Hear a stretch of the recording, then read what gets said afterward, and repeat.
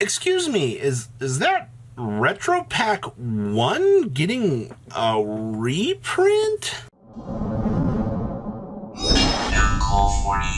Make sure you guys smash the crap out of that subscribe button so you guys don't miss out on more honest content. I saw that this evidently came down out of a distributor email this morning, and I read this. I blinked 4 times, and I still...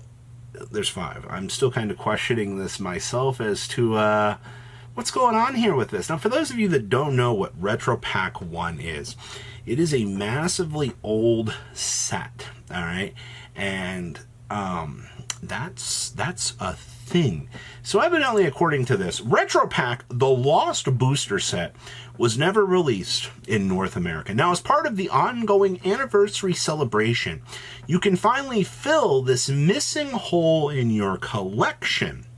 Only released overseas, Retro Pack was a collection of vintage cards from the earliest days of the game, made to catch up other countries to the North American card pool. But since it was never released here, these exact cards can be hard to find until now. And unlike the booster set reprints that kicked off the anniversary last July, Retro Pack will be as retro as we can make it. Oh no. That means, well, somebody want to flush the toilet here on the value of RPO1, because here we go. We're really doing this. But wait, there's more here. The original card frames and card look, and the original card names and text. Okay. It's a time capsule from the past, all the way down to the special limited edition labeling on the Blue Eyes Ultimate Dragon. There's just one little change, and you'll probably like, though. The drop rates for the foil cards are double that of the original. So it will be twice as easy to get the foil cards from Retro Pack 2024 as it was from Retro Pack 2008.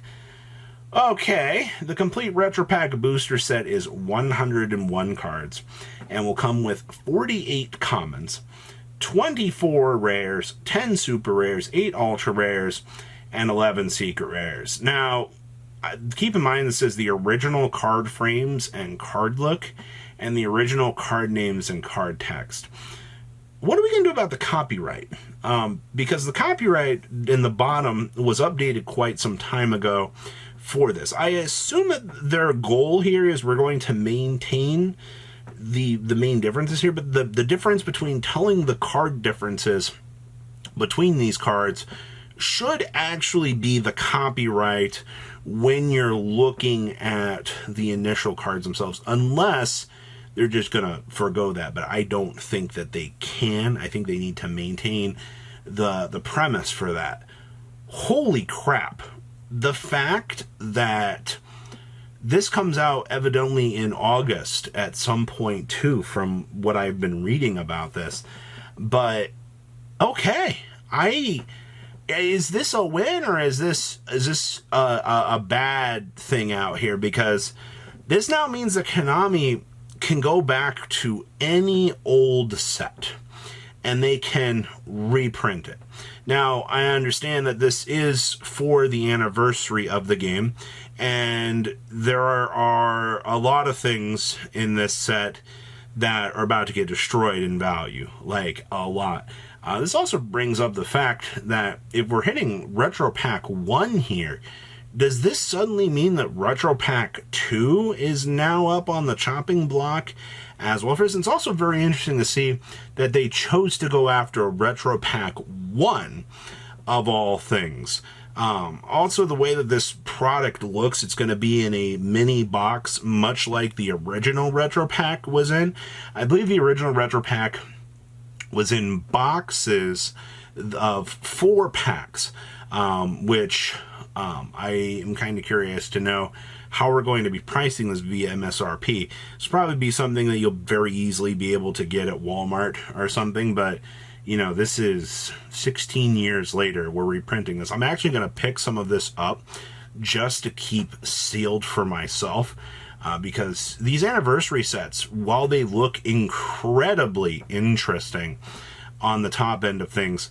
You know, a lot of people are kind of scared to touch them. Look at the Light of Destruction reprint that we do have coming down here. I'm very happy about that, by the way. I'm happy to see Light of Destruction re-hitting the markets for this. But the fact that, you know, we're doubling down here, we're also hitting, you know, RetroPack here as well. It's just an interesting thought process that I feel like Konami's going through here while hitting these, I guess, more interesting products along the way. I don't know. I'm curious to know if we're doing RetroPack and Light of Destruction, what else do they have in the pipeline for the anniversary this year? Because this can't be it, right? And RIP to the collectors out here that were holding RetroPack 1. Let's pass on over so you guys can take a look at the values in this set and get a little bit of an idea as to what were the highly expected cards in RetroPack 1. RetroPack 1 was always very interesting because some of these foreign versions of these cards were kind of insane. Though I will say, the Scapegoat, I think, has had some of the craziest data. Just kind of look at how these are. I mean, you can get a German Ultra Goat for $100, but the English version of this was where you were paying out the wazoo at $400. I think this is going to be one of the cards to suffer the most out of this, which is honestly fine. Sealed packs of this. Somebody just bought one of these back on 4/26 for $400. Wow, that's insane. Looking at, you know, the old vintage value. Oh, yeah, this set has... Oh, so this will actually be really cool. Actually, if you are a collector of some of the older format stuff, having Blastsphere in here is actually really cool. See, down here is where the copyright is. This is where I expect things to get changed along the way. But, man, that Blastsphere is so expensive. The Sangans from this set were also up there as well. And then, of course, you had the Red Eyes as well at $125. You will receive all 5-card pictures for the 5-card Exodia set, all common. These aren't even on the correct listing, but okay. The Gate Guardian was also in here at $150. That's crazy. This is also one of the rare printings that Gate Guardian had as an ultra rare. You see somebody just bought one for $87 for that, which is not terrible, actually. You gotta love the collectability side of this game. Cloning also was in here. Nice $175 on up to $200. Oh yeah, the Card Destruction was a rare. For a rare, this is $45, $30, and $55. That's stupid. Nobody should be paying that. The Time Wizard also coming in. And a nice 35, the Raigeki, also had a little bit of value. The Legion was a super rare in here. This is actually really cool. Yeah, there's your Euro English for 35. Your Graceful Charity rare was also $27. Solemn Judgment also was a little bit up in here. This has actually kind of calmed down a little bit. Your Gaia. This also had the rare Heavy Storm in here. Nice $30 for this. Yeah, good luck with that. Also see the Monster Reborn and the Swords. Yeah, this was definitely one of the more unique sets.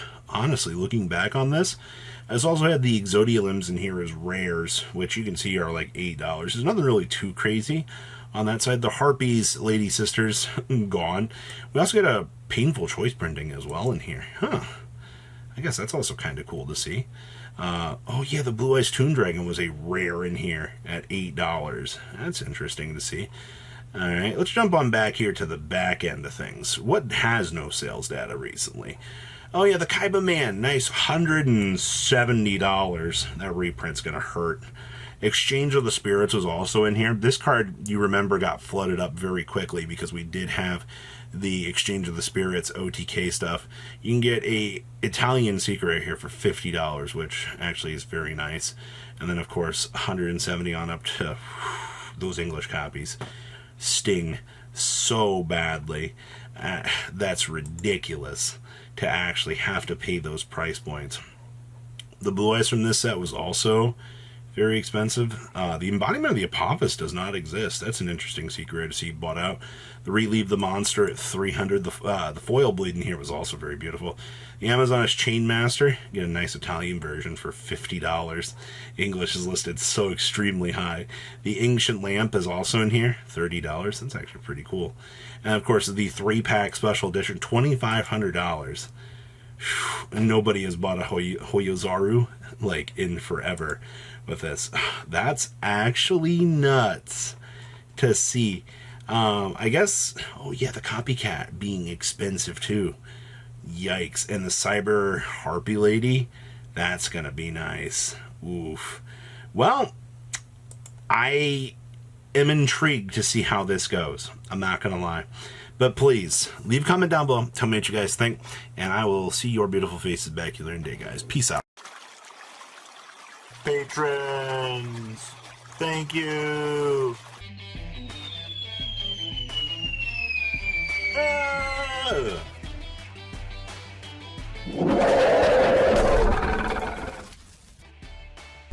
Thank you so much for watching. Check out these other videos.